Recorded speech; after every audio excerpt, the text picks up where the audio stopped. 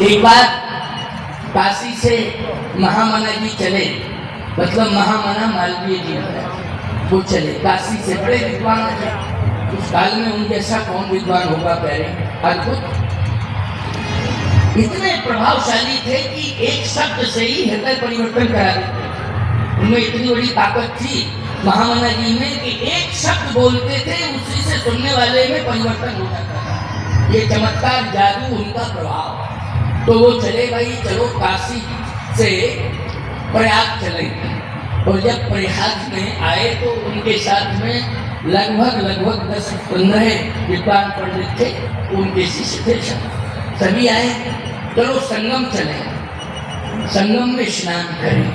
और जैसे ही संगम पर पहुंचे तो संगम के तट पर पंड रहे थे, पंडों ने घेर लिया महामना जी को। और विद्वानों ने कहा उनका मूर्ख, जानते नहीं हो कौन है, पहचानते नहीं हो? पंडे बोले हम यही पहचानते हैं कि त्रिवेणी संगम में स्नान करने वाले आएंगे, इतना तो हम जानते नहीं, क्या प्रभाव नहीं जानते हो? ये विश्व के सबसे बड़े विद्वान हैं। ठीक है, विद्वान है, लेकिन आए तो है घाटी पर प्रयाग में त्रिवेणी संगम स्नान करने। साथ में जो विद्वान थे उन्होंने कहा कि ठीक है, तुम लोग डिस्टर्ब नहीं करोगे, महामना जी स्नान करेंगे, हम लोग मंत्र पढ़ेंगे। और जब मंत्र की क्रिया पूर्ण हो जाएगी, स्नान की क्रिया पूर्ण हो जाएगी, कर्मकांड पूर्ण हो जाएगा, इसके बाद जो तुमको लेना होगा सो तुम्हें दे दिया जाएगा।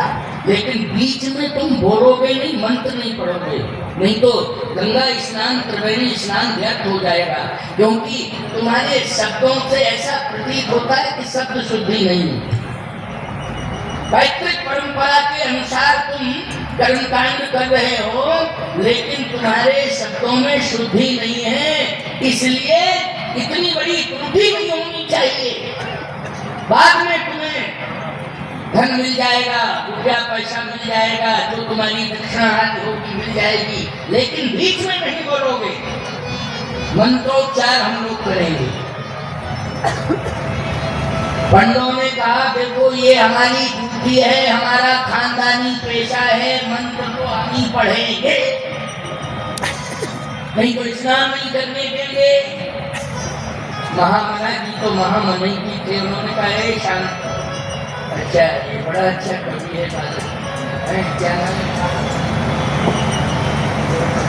कमल आगनी, बहुत ओजस्वी कवि, बड़ा अच्छा बालक। एक बार कोठी मीना बाजार में जब कार्यक्रम हुआ था तब ये बालक आया था और इसने अपने गीत सुनाए थे, बड़े अच्छे गीत थे और राष्ट्र के प्रति बड़ा समर्पण है, इसलिए ये बालक बड़ा ही अच्छा लगता मुझे आया है, अच्छा कवि है, मैं आशीर्वाद दूंगा। साथ में और भी साथी लोग आए, आइए सुनिए। महामना है, याद रखना, भगवान भगवान है, भगवान के अंदर जितनी उदारता है याद रखना किसी के अंदर नहीं है। ऐसे ही धरती के महामना जी भगवान हैं, इसलिए उनमें इतनी महानता है कि निश्चित रूप से इस कलिकाल में उन्होंने राम का आदर्श अपना करके महानता को हृदय में धारण कर लिया है और आज भी उनकी कीर्ति गाथा गाई जा रही है, वो अमर हो गए हैं, उनकी कीर्ति अमर हो गई है, ये महानता के कारण। इसलिए मैं कहता हूँ धन के कारण कोई अमर नहीं होता है, याद रखना, कोई ऊंचा पद पाले तो अमर नहीं होता है। जो व्यक्ति अपने जीवन में उदारता स्वीकार कर लेता है, जो व्यक्ति जन जन के हृदय के मर्म को समझ लेता है, जो व्यक्ति जन जन की वेदना को समझ लेता है और उस वेदना से जुड़ के उसकी वेदना को समाप्त कर देता है, वही याद रखना महामना बन जाता है, वही इंसान भगवान बन जाता है। इसलिए महामना जी को हम प्रणाम करते हैं। इस मंच से उन्होंने एक सुंदर समाधान दिया, उन्होंने कहा रुको रुको भाई रुको। पंडों से कहा कि जो आपका नियम हो उस नियम के अनुसार ही मैं स्नान करूंगा, उस नियम के अनुसार ही मैं आपके कर्मकांड को स्वीकार करूंगा। आपकी जो रीति हो उस रीति के अनुसार आप करिए। मंत्र पढ़े तो बहुत अशुद्धियां आ गई। अब विद्वान कहने लगे, गुरुदेव प्रार्थना है आपसे, आप भी सुन रहे हैं, ये बहुत बड़ा अनर्थ हो रहा है। महामना जी कितने महाननों ने कहा चुप रहो, ये बताओ मंत्र कहाँ पढ़ा जा रहा है?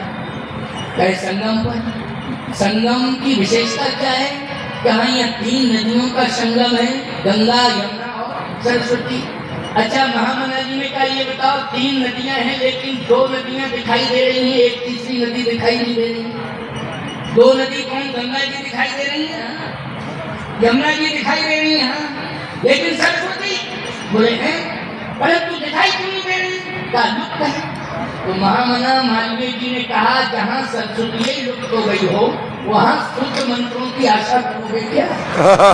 क्योंकि यहाँ सरस्वती लुप्त हो, इसलिए प्रयाग में आकर के सरस्वती लुप्त हो गई है, इसलिए आनंद लो, स्नान करो, व्यर्थ की बकवास बंद करो, कुछ टिप्पणी करने की आवश्यकता नहीं है। याद रखना, विवाद को संवाद में बदलने की कोशिश करनी चाहिए, विवाद को संवाद में बदलने की कोशिश करनी चाहिए। यही राम का रामत्व है, यही महापुरुषों का महापुरुषत्व है। याद रखना, इसलिए उनको पुरुष नहीं कहा जाता है, महापुरुष कहा जाता है। तो कुछ शिक्षा ले लो। भगवान राम ने कहा लक्ष्मण तुम चुप रहो, केवट में नाव में बैठूंगा और नाव में बैठ के ही पार करूंगा, मुझे किसी घाट पर नहीं जाना है। तो फिर आप चुपचाप दोनों चरण धुलवा लीजिए। भगवान ने कहा बिल्कुल धो। दोनों हाथों से केवट का माथ पकड़ लिया भगवान ने, दोनों हाथों से केवट